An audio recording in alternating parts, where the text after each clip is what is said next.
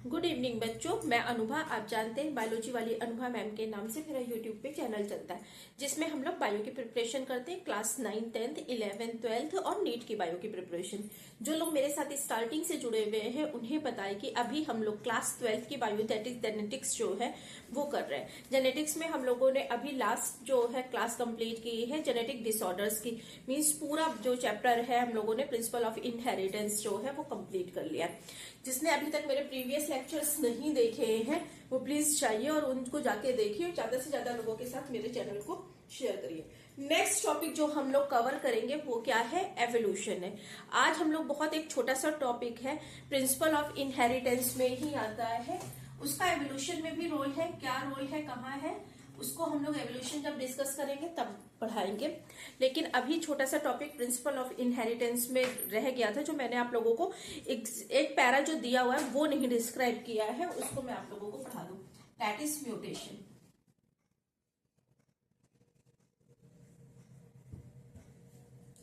तो देखिए म्यूटेशन होता क्या है, कितने टाइप का होता है, कैसे होता है, एक एक चीज हम समझेंगे। इनफैक्ट इससे रिलेटेड बहुत चीजें मैं आप लोगों को जब प्रिंसिपल ऑफ इनहेरिटेंस करा रही थी तब भी पढ़ा दिया था।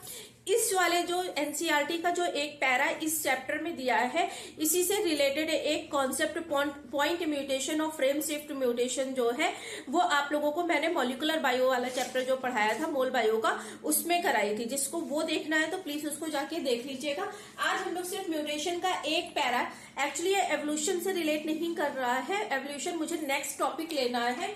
ये मैं आपको बता रही थी कि जो नेक्स्ट टॉपिक है वो हम लोगों का एवोल्यूशन होगा।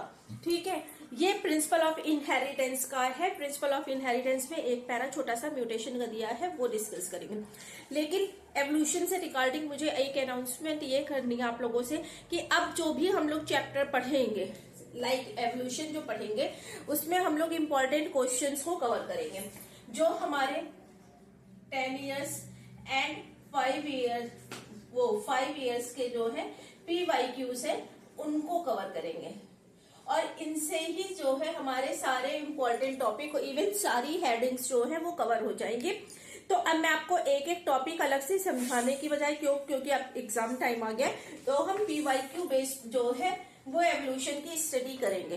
PYQ बेस्ड एवोल्यूशन की स्टडी देखिएगा कितनी इंटरेस्टिंग है, कैसे एक एक टॉपिक जो है वो बिल्कुल आपके लिए जो है क्रिस्टल क्लियर हो जाएगा। इसलिए प्लीज ये क्लास जो है वो जरूर लगाइएगा। तो आइए, व्हाट इज म्यूटेशन। देखिए म्यूटेशन क्या होता है, रैंडम होता है। Mutation are random changes in DNA sequence. देखिए डीएनए सीक्वेंस में ही चेंज होगा। क्यों चेंज होगा, कैसे होगा, वो अब हम डिस्कस करेंगे।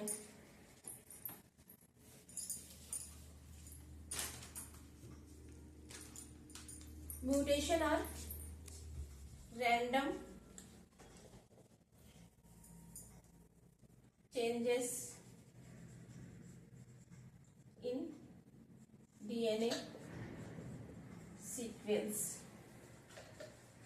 इसको अभी मैं एक्सप्लेन भी करूंगी, अभी लाइन से समझिए कि व्हाट इज म्यूटेशन। रैंडम होता है, ठीक है, डीएनए सीक्वेंस में चेंज होता है।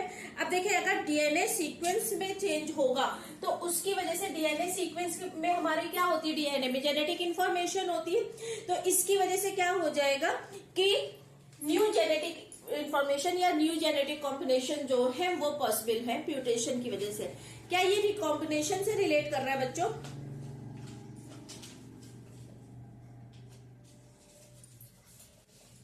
Random changes in DNA sequence that, देखिए इसकी वजह से क्या हो रहा है, नई जेनेटिक जो है वो इंफॉर्मेशन इंट्रोड्यूस हो रही है। ठीक है,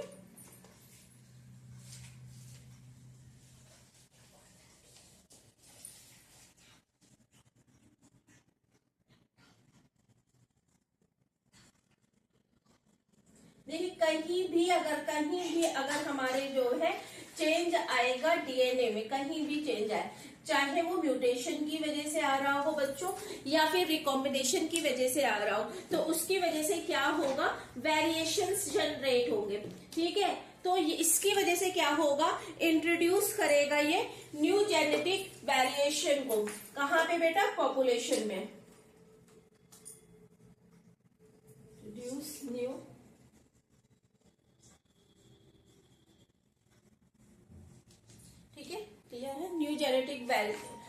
genetic variation in population.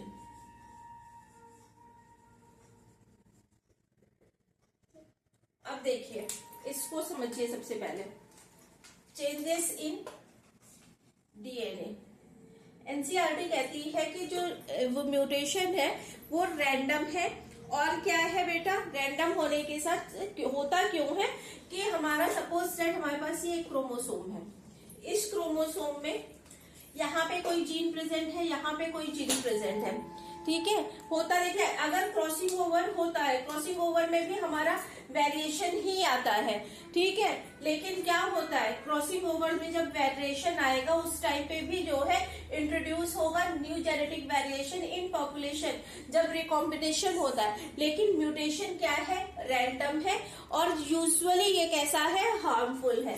Suppose that ये हमारा एक क्रोमोसोम 1 है, ये भी क्रोमोसोम 1 है, इसका ये पोर्शन जो है वो डिलीट हो जाए, किसी भी रीजन की वजह से ये डिलीट हो जाए। या तो जो है जब डीएनए से, अगर डीएनए से डीएनए का फॉर्मेशन होता है तो क्या बोलते हैं इसको, डीएनए से डीएनए के फॉर्मेशन को क्या बोलेंगे, डुप्लीकेशन के टाइम पे कोई एरर जनरेट हो जाए, eight the time of duplication,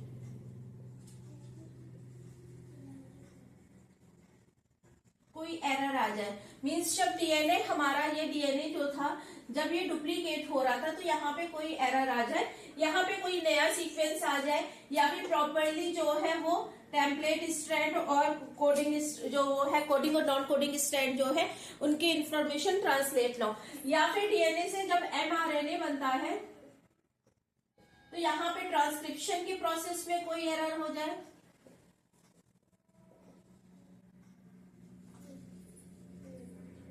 देखिए, जब डीएनए ट्रांसक्राइब हो रहा है, यहाँ हमारा एमआरएनए बन रहा है, अगर यहाँ पे कोई एरर होगी तो भी तो अल्टीमेटली जब प्रोटीन बनेगी तो एरर एट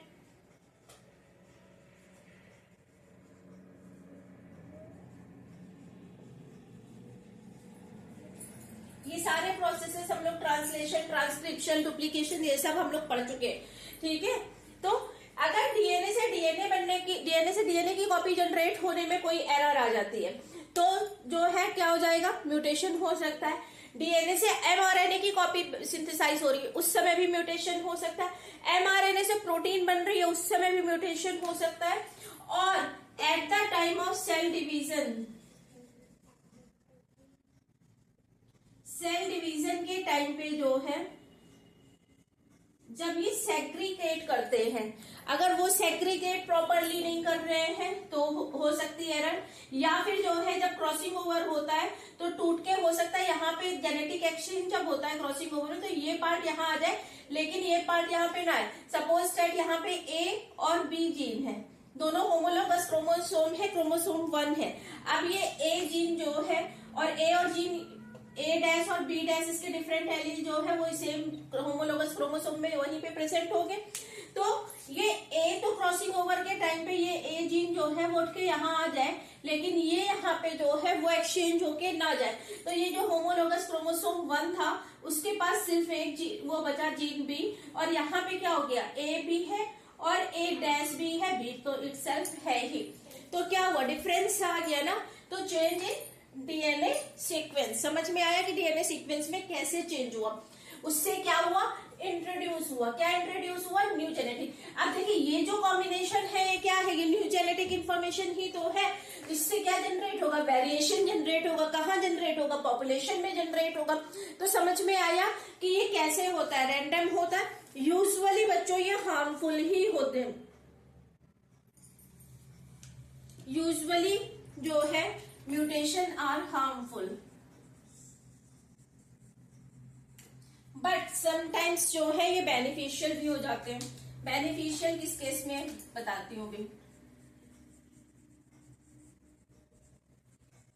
देखिए आप सबको बैक्टीरिया पता है, इसके अगेंस्ट में क्या होती है, एंटीबायोटिक जनरेट होती है। एंटीबायोटिक्स जो है वो हम डिजाइन करते हैं ना कि ये जो है इस बैक्टीरिया को क्या कर दे, किल कर दे। कभी कभी क्या होगा कि बैक्टीरिया में ऐसा म्यूटेशन हो जाता है जिसकी वजह से बैक्टीरिया की न्यू वैरायटी जनरेट हो जाती है।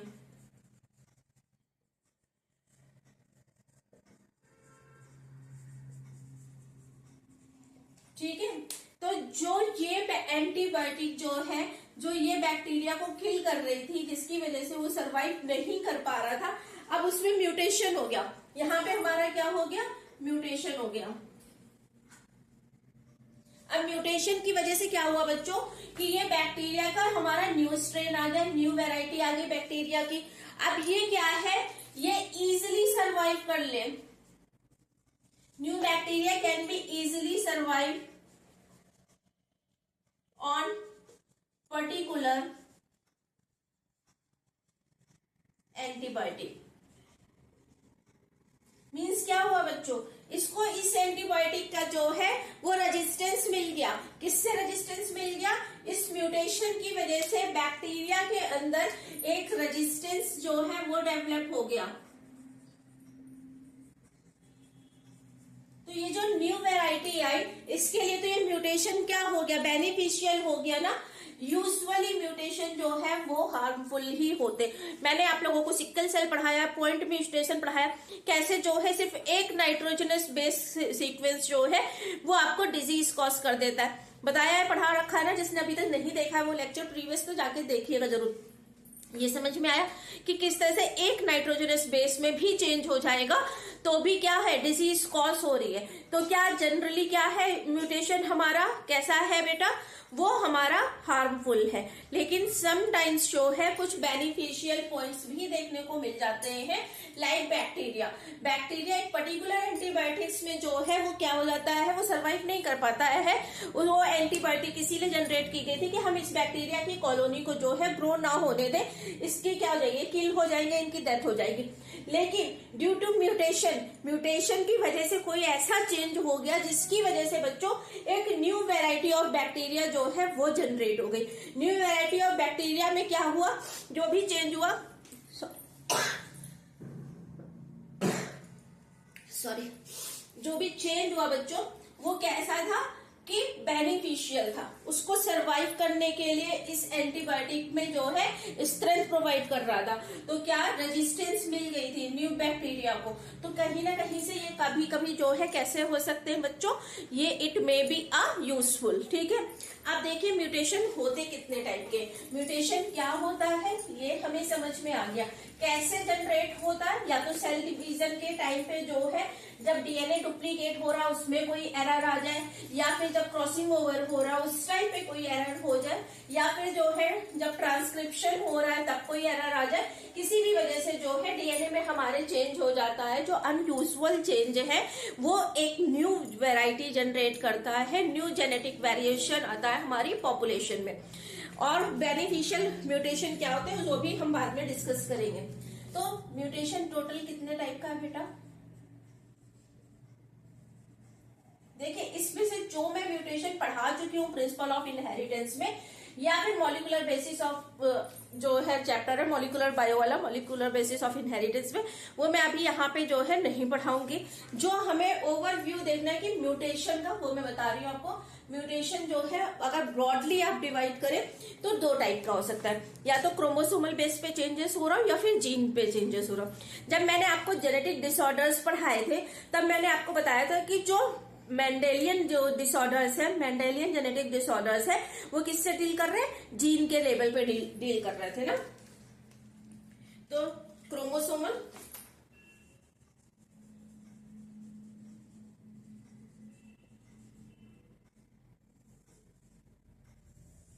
और जीन दोनों में चेंज होगा। तो दोनों, चाहे जीन के लेवल पे चेंज हो बच्चों, चाहे क्रोमोसोमल लेवल पे चेंज हो, दोनों से ही जो है न्यू वेरिएशन जनरेट होगा पॉपुलेशन में। ठीक है, अब ये जो है हमारा क्रोमोसोमल बेसिस वाला, ये क्रोमोसोम में कोई चेंज आ रहा है, ये फिर से फर्दर दो टाइप का होता है।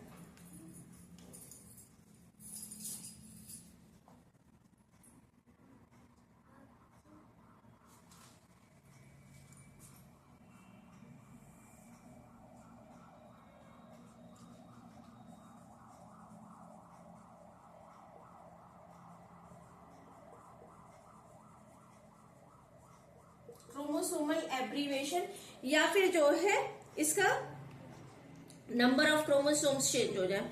ठीक है, पोलाइडी जो है वो चेंज हो जाए।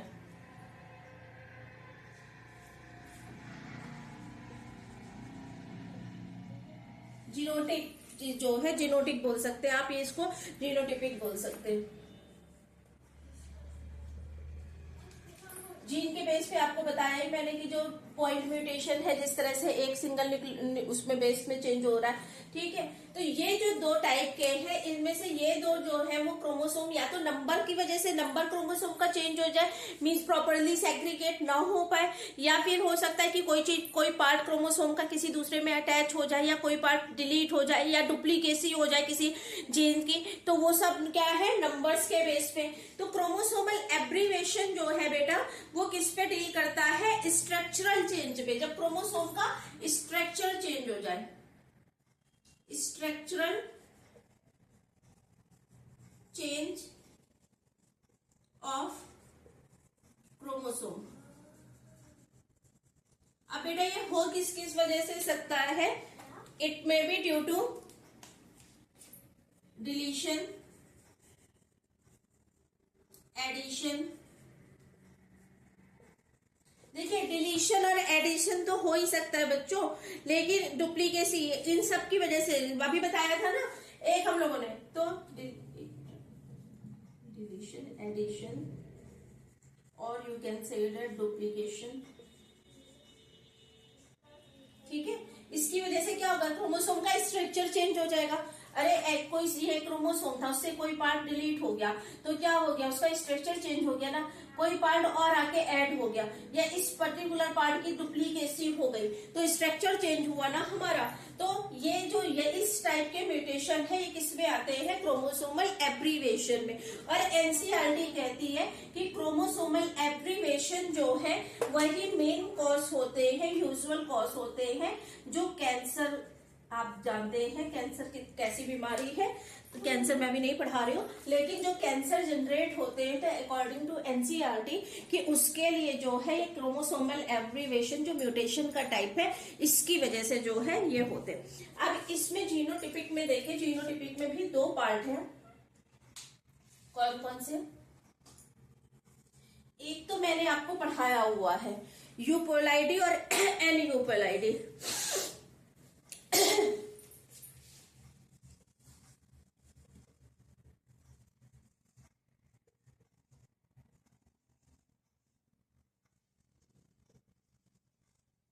इसमें क्या है, यूपोलाइडी में पोलाइडी चेंज हो जाती है।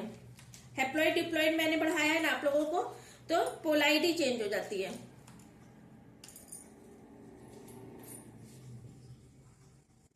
पॉलीप्लाइडी ये यूजुअली जो है वो प्लांट्स में मिलता है देखने को,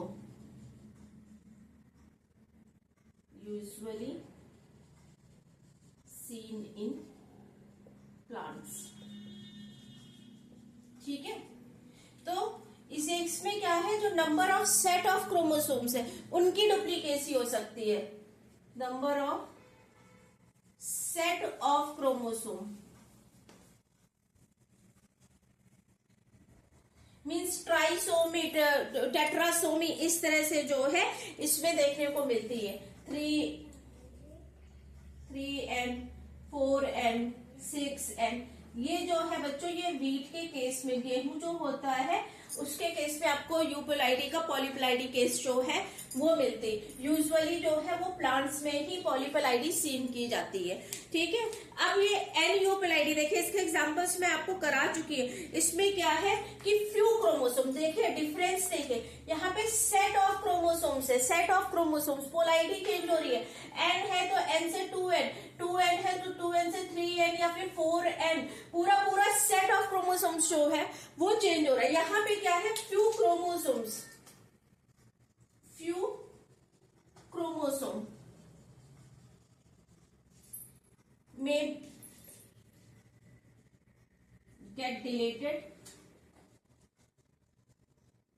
और एडेड। ठीक है, एन्यूप्लॉइडी भी नंबर से ही डील कर रही है, जैसे क्रोमोसोमल एब्रीवेशन उसका स्ट्रक्चर से डील कर रहा है, जीनोटिपिक वाला जो है ये नंबर से डील कर रही है, जो क्रोमोसोम के नंबर है।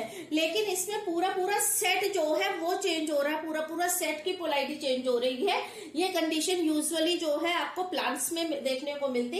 एन्यूप्लॉइडी केस जो है बच्चों, ये आपको मैंने इसके एग्जाम्पल्स पढ़ाए हैं, किसी को याद है बताइए कौन कौन से एग्जाम्पल्स हम लोगों ने डिसऑर्डर में अभी कवर अप किए हुए। That is down syndrome,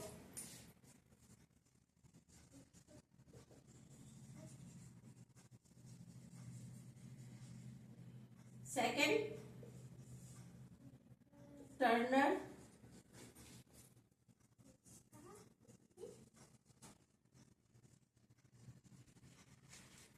third Klinefelter. इसके केस पे अगर आपके जीन के केस पे मैं आपको बताऊं तो जीन के केस पे हम लोगों ने जो सिकल सेल पढ़ा, जो पॉइंट म्यूटेशन हो रहा है, फ्रेम शिफ्ट हो रहा है, वो सब जो है वो इसके बेस पे है। तो आपको आई होप जो एक पैरा छोटा सा एनसीईआरटी में दिया है वो बहुत अच्छे से क्लियर हो गया होगा। इन सबके मैंने सारे फॉर्मूले लिखवाए हुए हैं कि किसमें क्या आएगा, तो आप उसको जाके जो है मेरे प्रीवियस लेक्चर्स को जाके देख लीजिएगा, उसमें कोई भी आपको प्रॉब्लम होनी नहीं चाहिए। प्लीज मेरे चैनल को लाइक शेयर एंड सब्सक्राइब करिए। Thank you, have a nice day.